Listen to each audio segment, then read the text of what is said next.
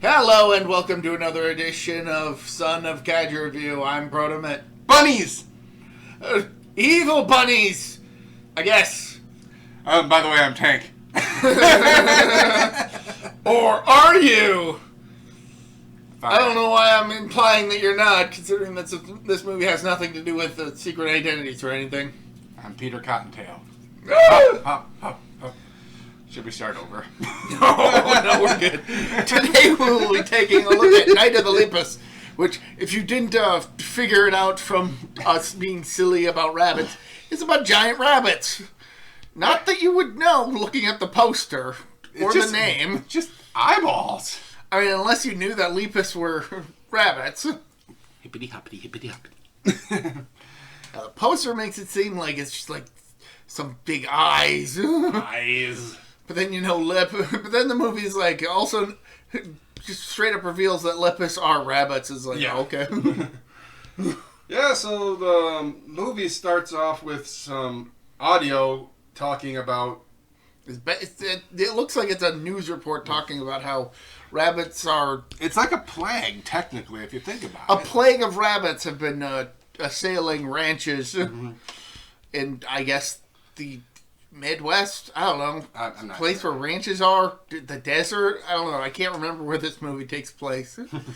The notion is that rabbits are a dangerous pest to farms and ranches in the area because of how much they reproduce. Yeah. The term "fucking like rabbits," I guess, is incredibly applicable for this movie. Yeah, there's so many of them. So, after that, we have a rancher riding a horse. All of a sudden, the horse falls down because its leg went into a rabbit hole and it broke its leg, and then he had to put the horse down. You don't actually see him killing the horse.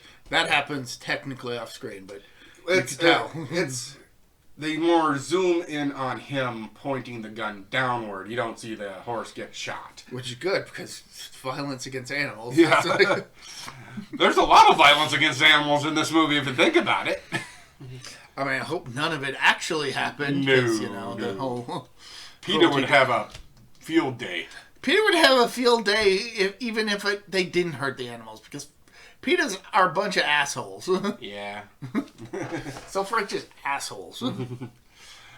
So, they complain that there's too many rabbits. They start shooting rabbits. And then, scientist stuff happens.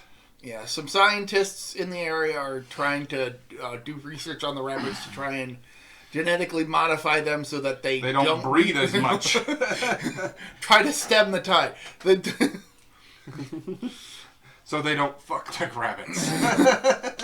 And apparently a couple of the rabbits they're working on, they're trying to basically... Switch their gender, maybe? I'm dysmorphia? Gender dysmorphia? I don't know. It's weird. They're basically the lady scientist who is the mother of this scientist family explains that they're trying to make the boy rabbit more like the girl rabbit and the girl rabbit more like the boy rabbit. That's how she explains it. Yeah, that's how that is exactly how she explains that. But confusing.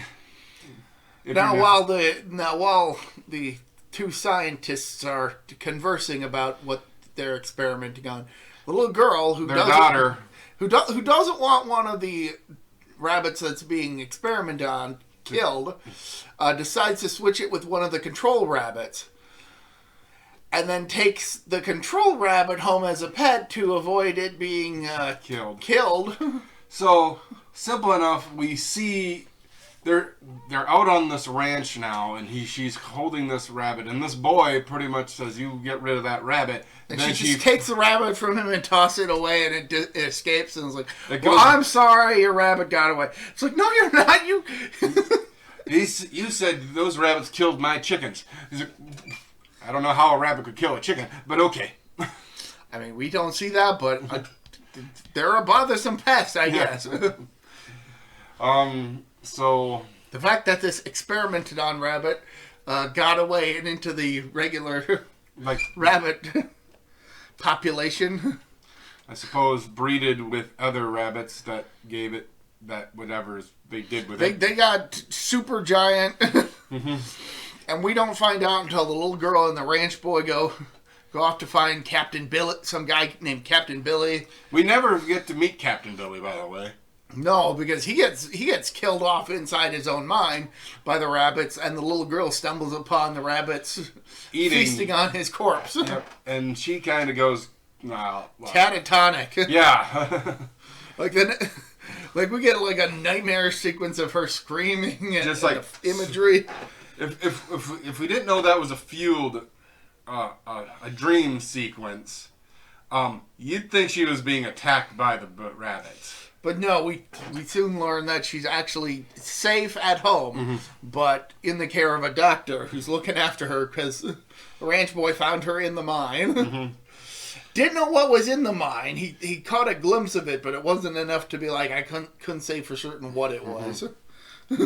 Or if it even really was there. It all happened so fast. Then the scientist people and ranch people end up talking about how they could possibly get rid of the rabbits, and I mean, I think that by this point they've figured out that it's giant rabbits. They go in to look for the rabbits. They find like a big hole in the ground. There's apparently a rabbit hovel. I tried going in and using explosives to kill the rabbits. The rabbits managed to survive. Well, yeah, they're known to burrow, so they just burrowed out a different way, I guess.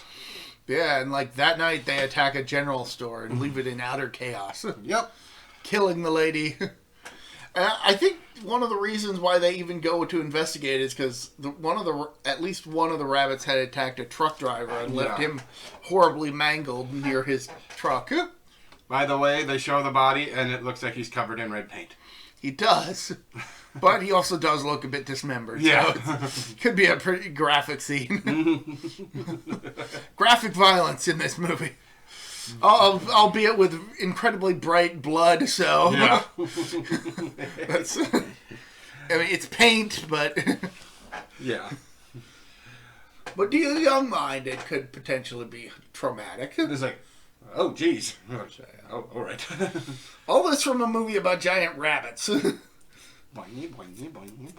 That uses the tried and true method of, let's just film a bunch of rabbits at normal scale on a set to make it look like they're giant.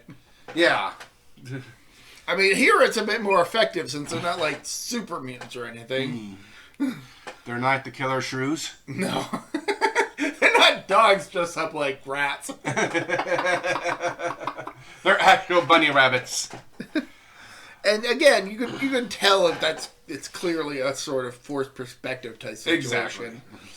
Making it look like they're bigger than they actually are. They are literally having model cities, and they just put normal sized rabbits into the model, and they just do it. They're doing their thing. Yeah, the local police, they managed to figure out it's giant rabbits from the chewed up food cans and it's just like crates and saliva and a lot of stuff gets mentioned.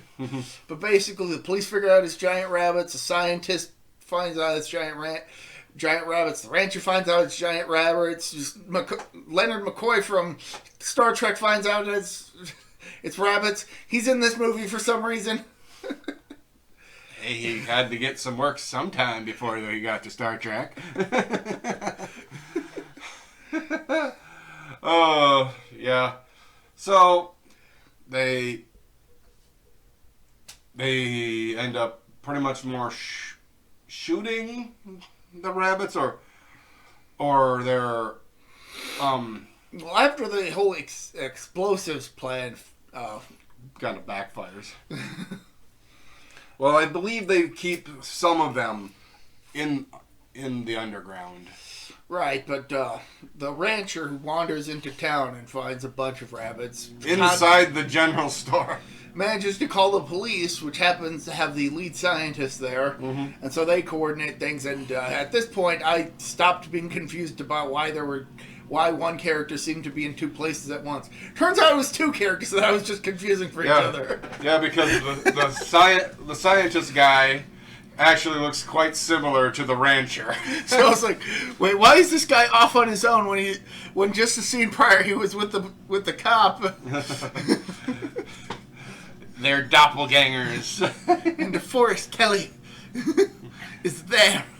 And at the kind of the same time, the scientist lady and the daughter are on their way to this to a town. They're going to another town to get away from all the chaos until it all blows over, because they're confident that the lead scientist will figure out how to deal with the situation. Mm-hmm. They wind up stuck in I considered it kind of a Cujo situation. They get stuck in a sand trap. Yeah, they do. They get a wheel stuck, they can't get out. And then the rabbits show up that night. Mm-hmm. The Lepus. Lepus. Lupus is dogs. Oh. I learned something today. or a disease, I don't know. I mean, depend on the context. Could be a Gundam, even, in the right context. Was there a Gundam Lupus? The Barbatos Gundam Lupus and the Barbatos Gundam Lupus Rex. Okay. Yeah, so she kind of tries to fight them off with flares, which does a decent job at least starting some of the rabbits on fire. Yeah. Again, no animals were harmed in the making of this movie. We hope not. Well, so pretty much the flare, well, she must have had a lot of them because those don't last very long. Right. But they lasted long enough for a helicopter to show up to come to their rescue. Mm-hmm. And while all that's happening, the lead scientist, the ranger, DeForest Kelly, and the cops are working with a bunch of motorists to basically electrify a nearby railway. Mm-hmm. In order to basically turn it into a electrical fence sort of situation. Yeah, to take down the bunnies. And then using the lights from all the motorists' cars to lure the bunnies in and electrocute them. And that's how they... And that, along with plenty of gunfire, is how they managed to defeat the Knight of the Lupus. Yep. Yeah, a lot. Just... They get to the electrical train track, and the bunnies get electrocuted, but how they're getting electrocuted is, like, I think they're getting startled, and they're jumping, and they just have, like, a bunch of... Well, I think there's enough electricity in there to kill some of them, and others are trying to bound over the rabbits that are being electrified and getting shot out of the air. Mm-hmm. So it's like a big concerted effort where everybody's working to help deal with the situation.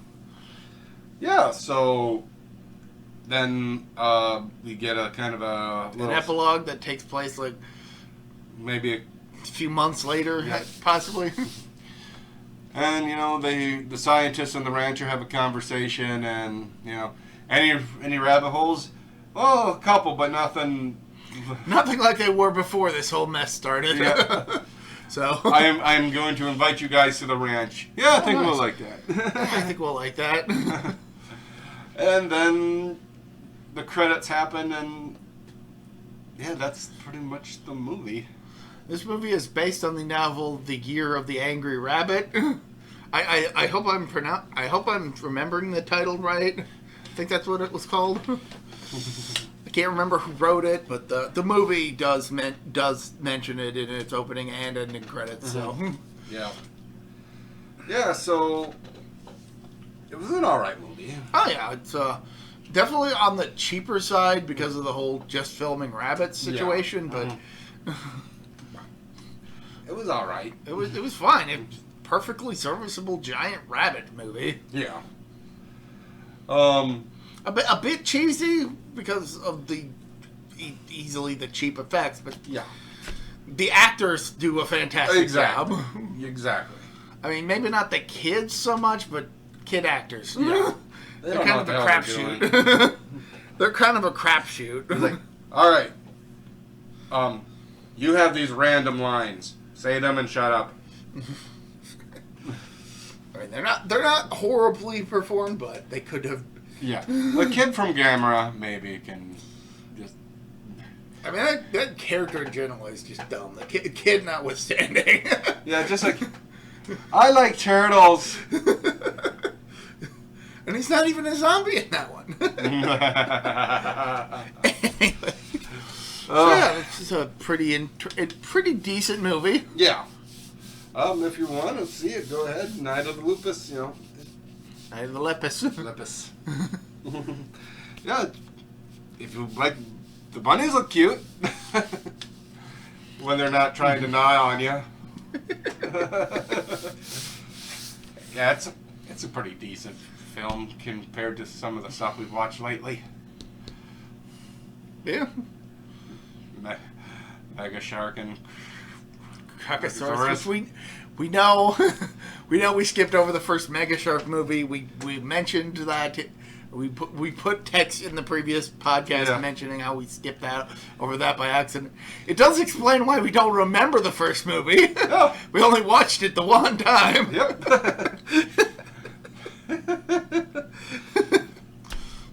So eventually we'll get to Mega Shark.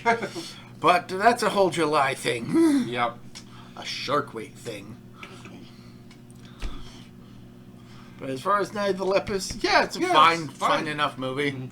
It's we've seen far worse animals in place of monster films. I mean, King Dinosaur is easily the worst. Actually, I was yesterday. I was watching a Dino Diego thing, and the subject was just like normal animals being replaced or taking over the roles of like dinosaurs. Oh, what was it? What was the term he used? Sloposaurus? Yeah. King Dinosaur was brought up on that, and he's like, yeah, it's just an iguana. They don't even add things to it. It's just a fucking iguana. Yeah, some King Dinosaur. They claim it's a T-Rex. It's like, that is not what a T-Rex looks like. No. Even in the most fringe theories. Nope, not at all. Unless you're trying to go with Zilla, I don't know. But that's neither here nor there. Yeah. But, I just thought, he brought that up. And it's relevant to this movie because it's a similar style of filmmaking. Yeah. It kind of reminds me of Food of the Gods also, but they use like... We'll talk about that when we talk about that movie. Mm-hmm. Yeah, so till next time, guys, I've been Tank. I'm Pro, Matt. See ya. Bye.